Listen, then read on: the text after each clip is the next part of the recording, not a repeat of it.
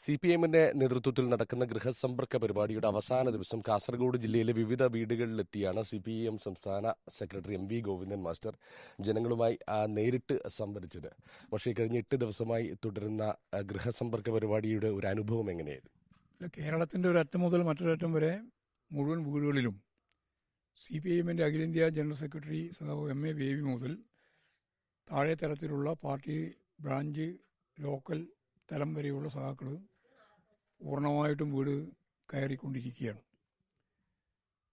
15-ാം തീയതി ആരംഭിച്ച് 22-ാം തീയതി ഇന്ന് സമാപിക്കത്തക്ക രീതിയിലാണ്. ഇന്ന് സമാപിച്ചാലും പൂർണ്ണമായിട്ട് കയറാതെ വീടുകളിൽ വീണ്ടും കയറി പൂർത്തിയാക്കണം എന്ന് തന്നെയാണ് കണ്ടിട്ടുള്ളത്.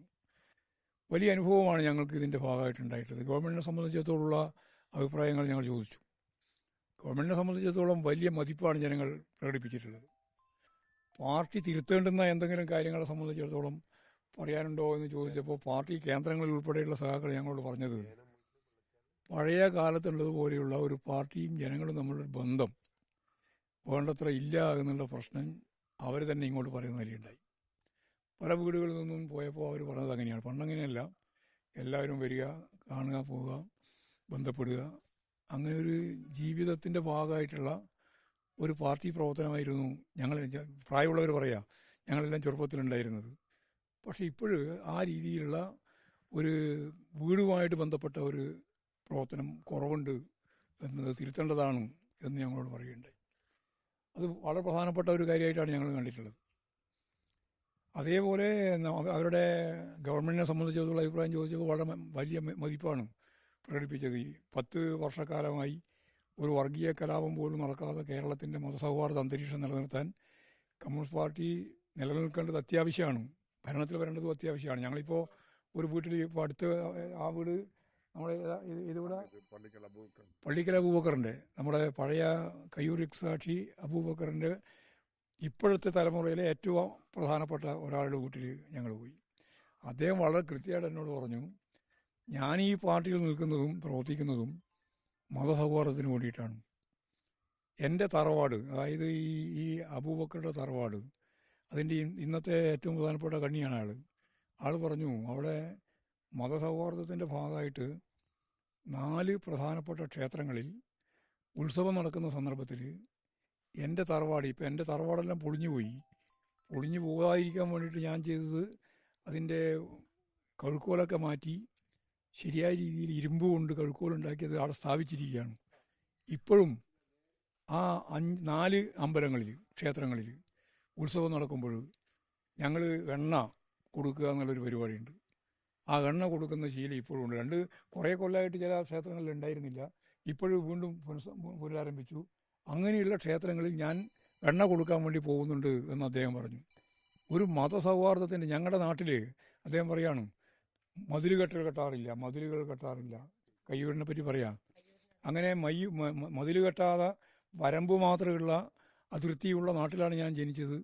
അവിടെയാണ് ഈ മതസൗഹാർദ്ദത്തിൻ്റെ ഭാഗമായിട്ട് മുസ്ലിം കുടുംബത്തിൽ നിന്ന്, രക്തസാക്ഷി അബൂബക്കറുടെ കുടുംബത്തിൽ നിന്ന്, അവരുടെ തറവാട്ടിൽ നിന്ന് അവിടെയുള്ള 4 ക്ഷേത്രങ്ങളിലേക്കുള്ള ഉത്സവത്തിൻ്റെ സന്ദർഭത്തിൽ ഞങ്ങളാണ് ഈ എണ്ണ കൊടുത്തുകൊണ്ടിരുന്നത് എന്നാണ്. ഇപ്പോഴും ഞാനത് കൊടുക്കാൻ വേണ്ടി പോകുന്നുണ്ട്. അതുകൊണ്ട് ആ തറവാട് ഞാൻ അവിടെ നിർത്തിയിരിക്കുകയാണ്.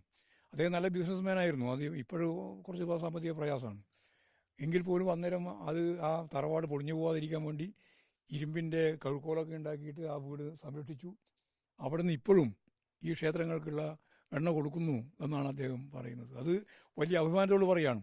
എന്നിട്ട് പറയുന്നത് 10 കൊല്ലക്കാലമായിട്ട് ഇവിടെ വർഗീയ കലാപമൊന്നും നടന്നിട്ടില്ല, മതസൗഹാർദ്ദത്തിൻ്റെ ഏറ്റവും പ്രധാനപ്പെട്ട നാടായിട്ട് നമ്മൾ നിലകൊള്ളുകയാണ്, ഈ പാർട്ടിയും ഗവൺമെൻറ്റും തുടരേണ്ടതുണ്ട് എന്നാണ് വളരെ ആവേശത്തോടു കൂടി. അദ്ദേഹത്തിന് കൈകളിങ്ങനെ വർക്കുണ്ട്, പല അസുഖമുള്ളപ്പോൾ ഡോക്ടറെ അടുത്ത് കാണാൻ വേണ്ടി പോകാൻ വേണ്ടി പുറപ്പെട്ടതാണ്. അപ്പോഴാണ് ഞങ്ങൾ വരുന്നുണ്ട് മനസ്സിലാക്കിയിട്ട് പിന്നെ പോകാമെന്ന് വിചാരിച്ച് നിൽക്കുകയാണ്. അപ്പോഴാണ് അദ്ദേഹം പറയുന്നത് ഒരു തരത്തിലുള്ള വളച്ചുകെട്ടില്ലാതെ പറയുകയാണ്. അപ്പോൾ ഇതാണ് നമ്മുടെ മുമ്പിലുള്ള ഒരു അവസ്ഥ. മനുഷ്യൻ്റെ മനസ്സ് മതസൗഹാർദ്ദത്തിൻ്റെ ഭാഗമാണ്. എല്ലാ സമുദായങ്ങളും, എല്ലാ മതവിഭാഗങ്ങളും എല്ലാം സൗഹൃദത്തോടു കൂടി പോകുന്ന ലോകത്തിലെ തന്നെ ഏറ്റവും പ്രധാനപ്പെട്ട ഒരു കേന്ദ്രമാണ് കേരളം. ഇത് പറയുമ്പോഴും ഇത്തരം മതനിരപേക്ഷ മൂല്യങ്ങൾ തകർക്കുന്നതിന് വേണ്ടി ഈ തെരഞ്ഞെടുപ്പ് മാത്രം ലക്ഷ്യമിട്ട് UDF-ന്റെ ഭാഗത്തു നിന്ന് ഒരു നീക്കം നടക്കുന്നതായി കാണുന്നുണ്ട്. UDF-ന്റെ ഭാഗത്തുനിന്നുണ്ട്, BJP-യുടെ ഭാഗത്തുനിന്നുണ്ട്. വർഗീയ കലാപങ്ങൾ ഉണ്ടാക്കിക്കൊണ്ട് മാത്രമേ അവർക്ക് വളരാൻ സാധിക്കുള്ളൂ. അതുകൊണ്ട് ആ നിലയിലാണ് അവർ ശ്രദ്ധിച്ചുകൊണ്ടിരിക്കുന്നത്. ഞങ്ങളെ സംബന്ധിച്ചിടത്തോളം ഇപ്പം ഒരു ഭാഗത്ത് ജമാഅത്തെ ഇസ്ലാമി മത രാഷ്ട്രം ഉണ്ടാക്കാൻ വേണ്ടി ശ്രമിക്കുന്നു. RSSും BJPയും ഹിന്ദുത്വ പേര് പറഞ്ഞുകൊണ്ട് ഹിന്ദു രാഷ്ട്രത്തിൻ്റെ പേരിൽ കോർപ്പറേറ്റുകളെ വളർത്താൻ ശ്രമിക്കുന്നു. ഇതാണ് ഹിന്ദു രാഷ്ട്രം ഉണ്ടാക്കാനല്ല, അദാനിയുടെയും അംബാനിയുടെയും രാഷ്ട്രം ഉണ്ടാക്കാനാണ്. അതിൻ്റെ പേരുപയോഗിക്കുന്നു ഹിന്ദുവിൻ്റെ മാത്രമേ ഉള്ളൂ. അതുകൊണ്ട് വർഗീയവാദികൾക്കൊന്നും വിശ്വാസമില്ല. വിശ്വാസികൾ വർഗീയവാദിയുമല്ല, വർഗീയവാദി വിശ്വാസിയുമല്ല, വർഗീയവാദി യഥാർത്ഥത്തിൽ വിശ്വാസമുള്ള ആളുമല്ല. ഇതാണ് നമ്മുടെ മുമ്പിലുള്ള ചിത്രം. ഇത് നന്നായിട്ട് തുറന്നു കാണിക്കാൻ കഴിഞ്ഞാൽ കേരളത്തിലെ മതസൗഹാർദ്ദം ശക്തിയായിട്ട് നിലനിർത്തി കൊണ്ടുപോകാൻ കഴിയും. ലോകത്തിന് തന്നെ മാതൃകയാകുന്ന രീതിയിൽ നമുക്ക് കൈകാര്യം ചെയ്യാൻ കഴിയും. PR ഏജൻസിനെ ഉപയോഗിച്ചാണ് ഇത്തരം വ്യാജ പ്രചരണങ്ങൾ ഇപ്പോൾ VD സതീശനാണ് 1ാം സ്ഥാനത്ത് നിന്ന് പ്രഖ്യാപിച്ചല്ലോ. അപ്പോൾ രമേശ് ചെന്നിത്തല പറഞ്ഞു, അങ്ങനെ പറയാം. രമേശ് ചെന്നിത്തലയോട് പറഞ്ഞപ്പോൾ രമേശ് ചെന്നിത്തല പറഞ്ഞു, എൻ്റെ പേര് വരാതെ നന്നായി, വേറെ പണിയൊന്നുമില്ലാതെ ചില ആളുകൾ തുടങ്ങിയിരിക്കുകയാണ്, ചില ആളുകൾക്ക് വേണ്ടിയിട്ടാണെന്നാണ് സർവേ. പരിഹാസ്യമായ രീതിയിലുള്ള നിലപാടല്ലേ? ശരി. പക്ഷെ ഒരു കാര്യം കൂടി, ഈ നിയമസഭ തുടർച്ചയായി UDF തടസ്സപ്പെടുത്തിക്കൊണ്ടിരിക്കുകയാണ്. ഈ UDFന്റെ കാലത്തെ ശബരിമല വിഷയവുമായി ബന്ധപ്പെട്ട അന്വേഷണം എത്തുമ്പോൾ മനഃപൂർവ്വം അത് സഭ തടസ്സപ്പെടുത്തുന്നതായി തോന്നുന്നുണ്ടോ? അല്ല, ശബരിമലേൻ്റെ പ്രശ്നം വന്നപ്പോൾ ആദ്യം കമ്മ്യൂണിസ്റ്റുകാരെ പറ്റിയായിരുന്നു പരാതി. ഇപ്പോൾ കോൺഗ്രസ്സുകാരെ സംബന്ധിച്ചും അതുപോലെ തന്നെ BJPക്കാരെ സംബന്ധിച്ചും എല്ലാം പരാതി ഉയർന്നു വന്നപ്പോൾ മാധ്യമങ്ങൾക്ക് ശബരിമല ചർച്ചയില്ല.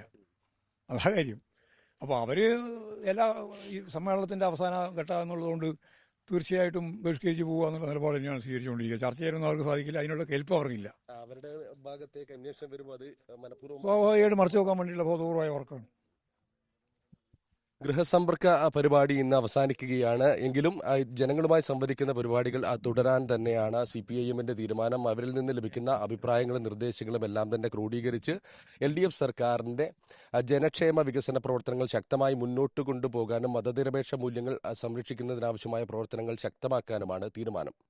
കാസർഗോഡ് നിന്നും സിജു കണ്ണൻ.